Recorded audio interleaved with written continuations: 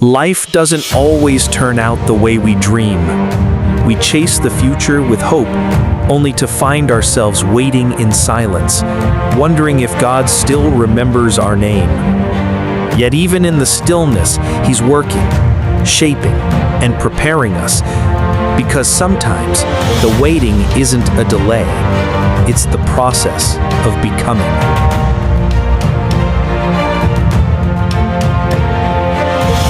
I remember that day so clearly, the day I thought my life was finally beginning.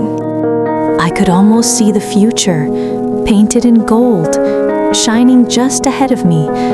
But dreams don't tell you what comes after the pictures fade. Everyone had somewhere to be, and I was just there. She thought graduation was the end of struggle, not knowing it was only the beginning of waiting. Mary, we thank God you finished strong. Now it's time to start thinking about your next step, okay? She didn't tell her mother she had no plan, just hope. And hope was as thin as air that day. Tomorrow, she told herself, she would start applying. Tomorrow always sounded easier than today. The first morning felt like the start of something new. I made a list, brewed some coffee, and told myself, today I'll find my place. But finding purpose wasn't a button you could click. Days blurred into one another, the glow of her screen replacing the warmth of her dreams. Every click felt heavier, every silence longer. So I stepped outside to breathe, maybe to remember what fresh air felt like. Everyone seemed to be going somewhere fast. I was just trying to keep moving. Hope whispered that maybe the next email would change everything.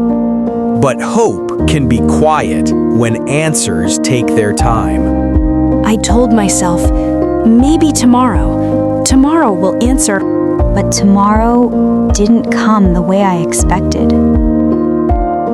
It's strange how silence can sound louder than words when you're waiting. Every day began the same. Hope in the morning, doubt by afternoon. The world outside her window moved fast, but her own world was standing still. It's hard to trust God's timing when every second feels like forever. Elvin called me that evening. She sounded brighter than I felt. Mary, I know it's hard, but God hasn't forgotten you. Remember what we used to say? He makes everything beautiful in its time. Elvin, I've been trying. I keep applying, but it feels like I'm invisible. Encouragement didn't always fix the emptiness, but it kept her from breaking. That night, I opened my Bible again. I didn't feel strong, but I read anyway. They that wait upon the Lord shall renew their strength. Maybe strength wasn't about getting what I wanted. Maybe it was about not giving up on God. Days turned into weeks, and Mary's routine became a rhythm of trying and waiting. Emails came and went, each rejection gentler than the last, as though failure had learned to whisper. I stopped checking my emails for a while. What was the point? Even Elvin's calls were starting to feel like reminders of what I hadn't done. Mary, it's been a while. Listen, there's a service this Sunday. Our choir's ministering. You should come. Church?